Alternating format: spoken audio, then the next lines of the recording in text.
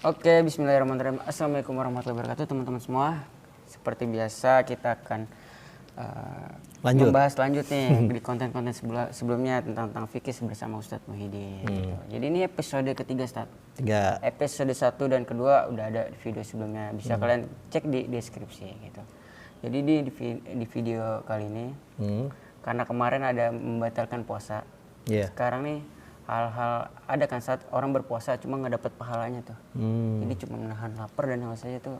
Gimana penjelasannya?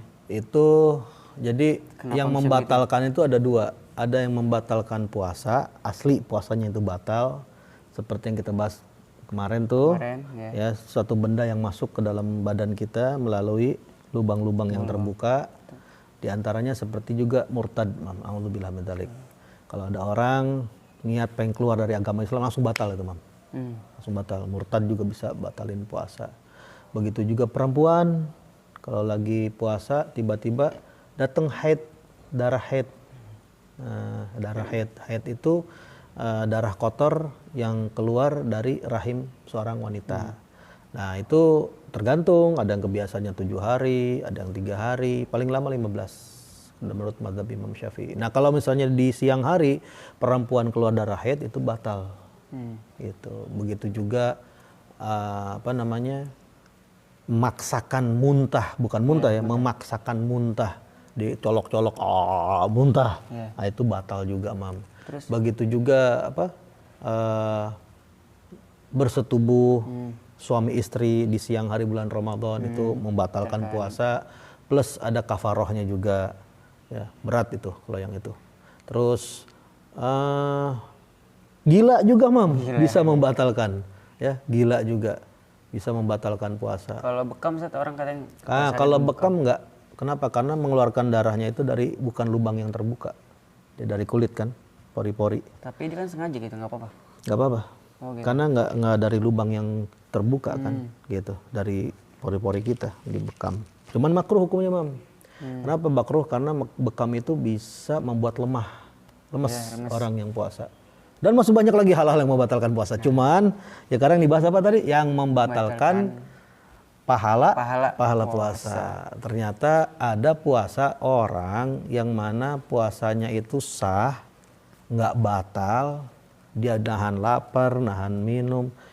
Taunya pas maghrib beres, pahalanya nggak ada. Apa tuh yang menyebabkan gitu? Nah, ternyata Nabi SAW bilang, khamsun yuftirna sha'ima. Ada 5 perkara, yang mana 5 perkara tersebut bisa membatalkan bukan puasanya, tapi pahala puasanya. Makanya Nabi SAW bilang itu, kam min sha'imin laisa lahu min siyami ila juwal atas. Berapa banyak orang yang berpuasa tapi tidak dapat apa-apa dari puasanya kecuali lapar sama haus aja. Maksudnya apa? Kerja dari pagi sampai malam, pulang nggak dapat gaji. Sebabnya apa? Karena dia tidak menjaga pahala puasanya. Pahala puasa bisa batal dengan apa? 5 perkara. Yang pertama al-kadzib, bohong. Bohong di bulan puasa itu bisa membatalkan pahala puasa, walaupun puasanya nggak batal. Ya. Bohong. Jadi hindari itu bohong ya. Bohong. Yang kedua adalah gibah. Nah, ini luar biasa gibah ini ya. Ngomongin orang ini udah ya udah kayak cuci mulut dah. Ibaratnya kalau udah kumpul. Kalau udah kumpul ya. Udah.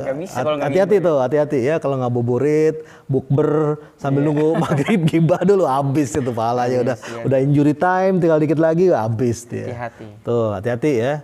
Apalagi tadi itu bohong, terus gibah, terus namimah juga. Namimah menyebarkan hoak biar orang tuh ngadu domba. Jadi misalnya si A sama si B diomongin, si A biar panas sama si B. Si B diomongin biar panas sama si A, akhirnya berantem. Iblis itu. Nah, itu banyak tuh, Mam. Itu banyak, Mam. Banyak ya, namanya orang kan macam-macam. Nah, itu ternyata biarpun dia nahan lapar, nahan minum, kalau dia ngadu domba itu hukumnya apa? Bisa membatalkan pahala puasa. Begitu juga al-yaminul kadzibah, yaitu sumpah palsu, Mam. Wah, anak-anak kecil tuh rata-rata begitu. Makan enggak? Enggak. demi wallahi, nah itu udah bohong dia tuh. Sumpah palsu aja zaman sekarang tuh paling gampang banget sumpah palsu. Wallahi gampang banget wallahi. Nah, itu sumpah palsu bisa batalin. Nah, yang paling penting tuh apa? Nadhar bi syahwat yang kelima tuh. Hati-hati tuh. Yaitu memandang dengan syahwat, hawa nafsu. Ya. Itu hati-hati, yang nyubuh hati-hati, kalau lari pagi lihat mana sawatnya naik repot. Atau ngabuburit. Lihat apa mau buka puasa, hati-hati pandangannya dijaga. Dari situ ya. Handphone juga. Jadi nggak usah keluar, cukup di dalam rumah. Hati-hati. Ya, dibuka sahwat naik, habis hilang tuh pahala puasanya. Kenapa?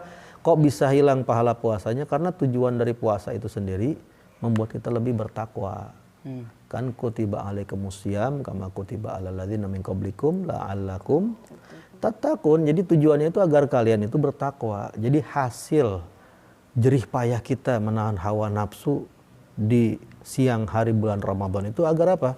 Agar ketakwaan kita bertambah sama Allah Subhanahu wa taala. Terus gimana kalau misalnya nonton, ngelihat sembarangan tapi di dalam puasa, sedangkan tujuan puasa itu sendiri biar tambah takwa. Jadi kan bertentangan, Mam. Nah, sehingga itu harus dijaga, Mam. Jadi ya lebih enak itu adalah tidur dah, Mam. Tidur itu selamat, Mam. Satu, nggak berbohong, apalagi nggak ngomongin orang, nggak ngadu domba, nggak apalagi, nggak sumpah palsu, nggak lihat yang macem-macem. Ya Allah, Anda tidur aja.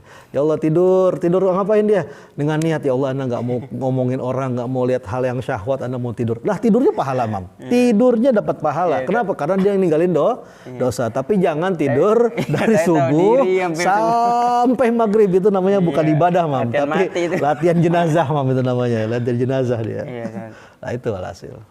Jadi gitu teman-teman, Masya Allah. Jadi kita tuh menambah ilmu kita, apa yang belum tahu gitu teman-teman. Jadi semoga nih dengan pembahasan ini kita bisa mempraktekkannya dengan baik, Ustaz ya. Supaya menjalani ibadah tuh ya nggak salah. Iya, lebih baik lagi lah. Namanya tujuan puasa kita kan menahan diri, nahan dah semuanya, tahan, belajar nahan. Dan yang paling penting setelah puasanya itu kita bisa menerapkannya ya seperti kayak bulan puasa itu. Nah itu kan la'allakum tattaqun tadi. Semoga kita semua jadi orang yang bertakwa, kualitas ibadah kita lebih baik lagi setelah Ramadan ya. Terima kasih Ustaz ya. Terima kasih teman-teman, gitu aja. Semoga bisa kalian ambil manfaatnya. Mohon maaf jika ada kesalahan. Wassalamualaikum warahmatullahi wabarakatuh.